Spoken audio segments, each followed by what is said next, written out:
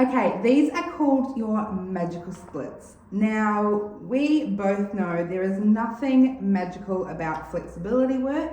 It takes dedication, consistency, and work.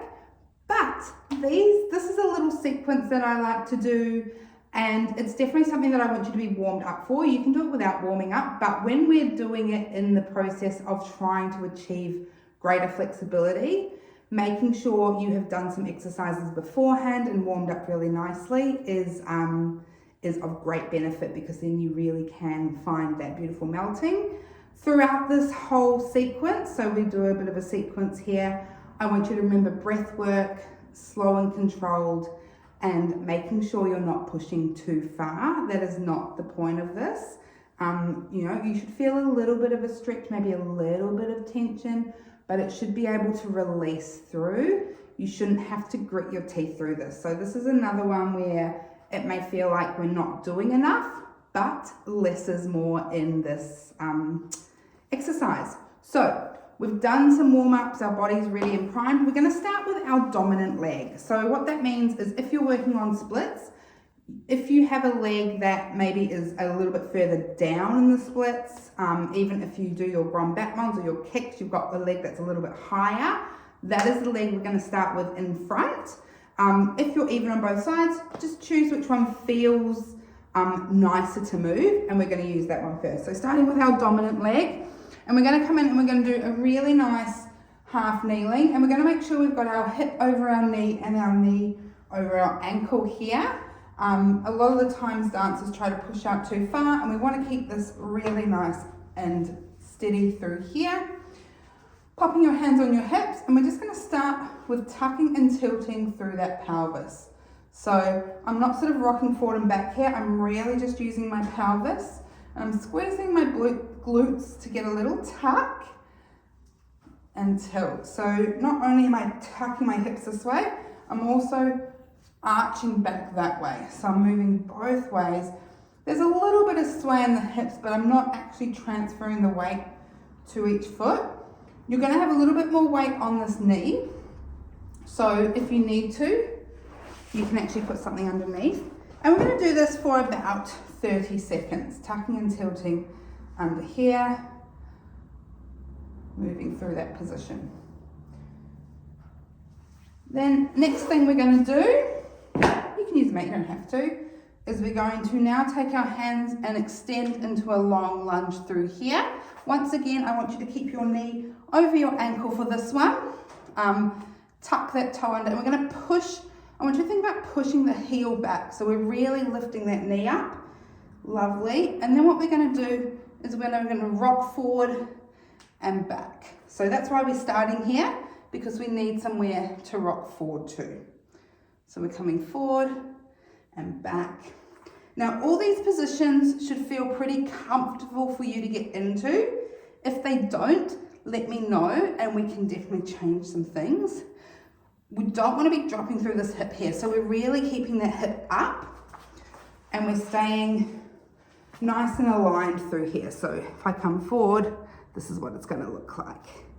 Forward and back. So we're not rocking out to the side, coming forward and back. If you need some blocks on either side, I don't have matching ones, but that's okay.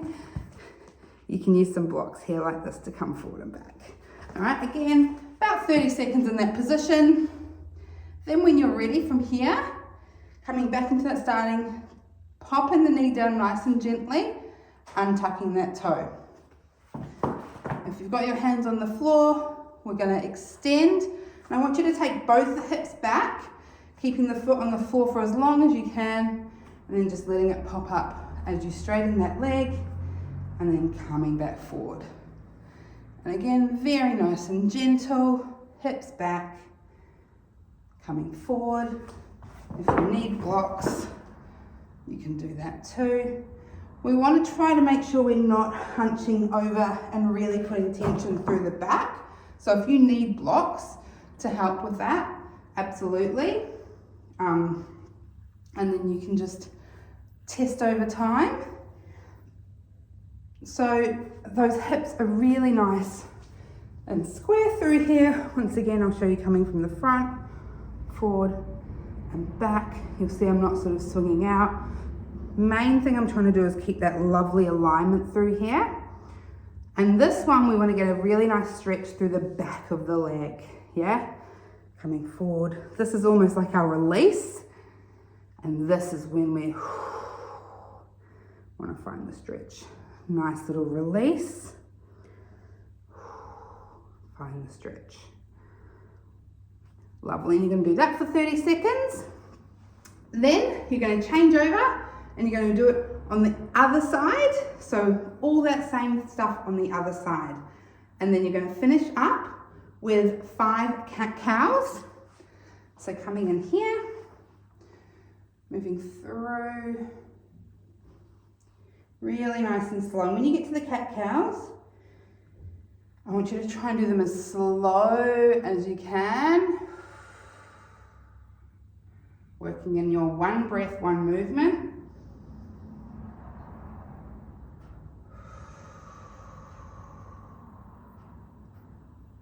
You can do them even slower than me, and even better.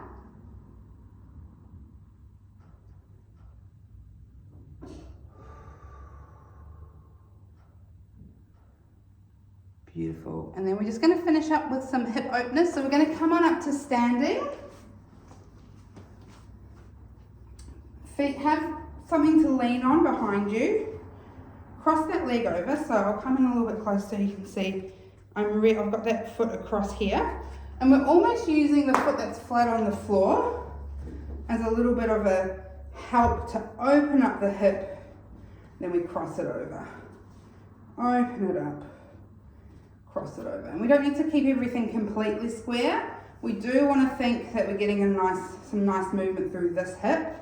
So our opposite hip isn't going to be swinging quite as much, but really concentrating on what's happening through here. Then you'll do it on the other side. That lovely little open and close.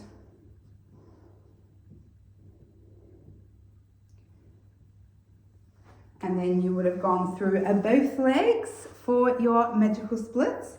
Feel free to give them a little bit of a test now. Be gentle.